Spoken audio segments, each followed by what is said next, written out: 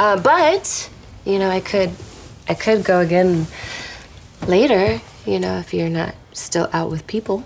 For recreational use only. Harsh? Maybe. True? Absolutely.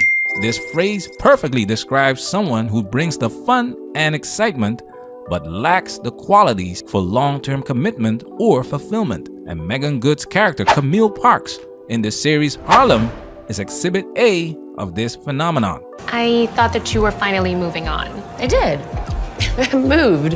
It's just sex. Camille's journey is a masterclass in modern dating dysfunction, a showcase of fleeting pleasures, relentless career ambitions, and surface-level relationships with zero long-term potential. But here's the kicker. This isn't just fiction. Camille's story is a reflection of a larger cultural trend that's making modern women more recreational than relational. Stick with us as we unpack Camille's antics from a red pill perspective. What makes someone for recreational use only? Why this mentality dominates today, and the key lessons men should take away. Art imitates life, fellas. Don't say I didn't warn you.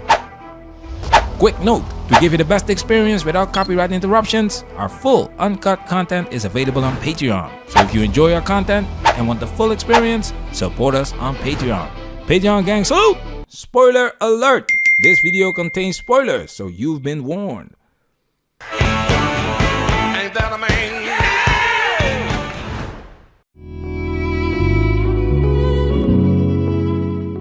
Musings on dating from a modern Black anthropologist. Meet Camille Parks, PhD in anthropology, prestigious professor, and the quintessential modern career woman. On paper, she's got it all: intelligence, independence, and career success. But take a closer look, and you'll see why Camille is a textbook example of the recreational use only category. In one scene, Camille makes her priorities crystal clear. My work is changing, and this is the baby I want. My work is changing, and this is the baby that I want. Translation: my career is my identity. A man, not a priority. Historically, men have worked to provide for their families. A traditional marriage dynamic that has shaped societal expectations for generations. But for women like Camille, their careers are all about independence. They don't need a man. They want one when it's convenient. And let's face it, fellas, if a man is an afterthought, what's he really signing up for? When the doctor told me about my eggs, the sadness never hit. Shows like Harlem glamorize the career woman lifestyle, making it seem like a one-way ticket to fulfillment. The reality, most careers aren't fulfilling. They're jobs. Clock in, clock out, pay the bills. But when a woman ties her entire identity to her work, relationships inevitably take a back seat. Camille's dynamic with Ian is proof.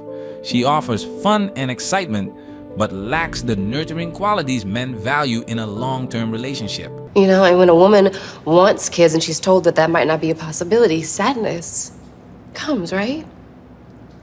Or anger or disappointment. But to be honest, all I felt and all I still feel is relief. And I am so sorry, but I can't ignore that, Ian. Here's the kicker. Career women like Camille still expect men to be traditional providers. Yeah. But like also, look, I want to be treated like a lady. And like, yes, I'm strong and I'm all these things and I'm a lady at the same time. And you can treat me like one by paying for our first date. They demand men to approach them, foot the bill, and sweep them off their feet, all while offering what exactly?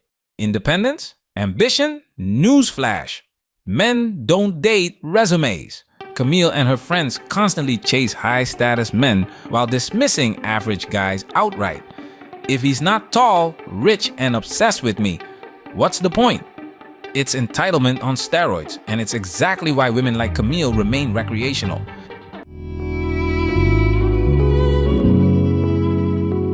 Hold on, forever? What happened? Did something happen? No. Talk to me. Camille makes her stance clear. Family isn't part of her vision. For Ian, this means no future, no legacy, and no shared goals. Their relationship, purely casual, and casual relationships by definition have a short shelf life. Here's the red pill reality. Sex, historically, was tied to reproduction, family building, and legacy. But in the modern world, it's just another form of entertainment. By rejecting the idea of children, Camille strips her relationship with Ian of any deeper purpose. Wait. Wait. What? Right, we said we can't be together. Right? Yeah. Right, yeah, okay. Did- But just because we can't be together doesn't mean we can't. I mean, we're still human. We are. It could just be purely physical. I like cardio. Yeah, so all those in favor of XX, say Hey. Yeah.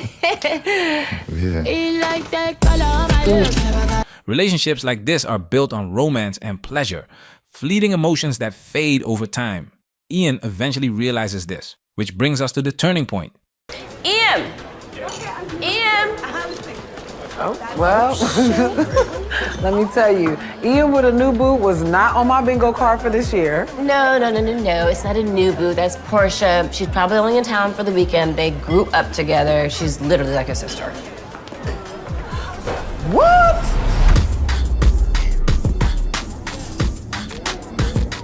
She ain't. Ian meets someone new, someone who values family and shares his long-term goals. That's when it clicks. Camille offers fun, but this new woman offers purpose. Camille's refusal to build something meaningful leaves her exactly where she started, alone.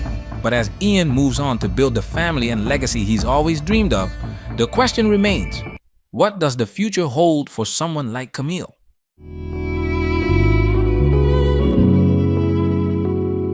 Being a father. I'm saying raising them, reading them a book. That's my dream. For Ian, the dream is simple, family and stability. But Camille, she doesn't share that dream. And here's the red pill truth. If a man's long-term goals don't align with a woman's, he's wasting his time. Dating isn't free. Between gifts, dinners, and trips, romantic relationships cost money, time, and energy. The question every man should ask is, what am I getting in return? For Ian, the answer was clear. Not enough. Camille's self-centered mindset, her belief that her wants are the only ones that matter, makes her exhausting to be with. You know what, Ian? You. I can just tell him to his face. Because I'm going to his house, and I'm going to tell him to his face. And... I knew it. I knew you wasn't gonna be able to handle this. Oh, please. Okay, you know what? That's so crazy that it needs 3 syllables. Nigga, please. Real classy, Ian. It was just supposed to be no drama, XX, but you made it weird. Just wave. Face hole. Maybe count to 5 before you press send. It's too late. This is not about me not handling something. You were the one who's acting weird and acting like you didn't see me. Well, I see you now. Yeah. But you know what? It's still fitting, considering he's so full of shit. Okay, I'm gonna take. Men want peace, support, and maturity in a relationship. Camille, despite her academic accolades, offers none of the above. Camille's jealousy over Ian's new relationship highlights the fatal flaw of recreational arrangements. Emotions always get involved. Camille, we're not even together. I don't know what you want from me. All right, but if you showed up just to hear from me, then here it is. We're done. We're done. Sexting, ex-sexing, or whatever. Okay. I could do you one better. You blocked. Blocked. All right, Camille. Hole. If a relationship is purely casual, jealousy has no place. But as Camille demonstrates, even recreational relationships come with emotional baggage. Baggage that can derail both parties. Camille Parks is a cautionary tale about modern dating. By prioritizing independence, pleasure, and career over family and purpose, she ends up alone while Ian moves forward. Recreational relationships may seem fun in the moment, but they lack the depth needed for true fulfillment. Men must ask themselves, is this someone I can build a future with, or just someone for the moment? But it's still just Ian and no one else. Yes, but with Ian, there is no surprises. I mean, he knows my body. I don't have to teach him anything. He texts, he comes. We come, he goes. Patreon supporters, salute! Man, that's where we working. Protect yourself at all times. This video has officially been highlighted.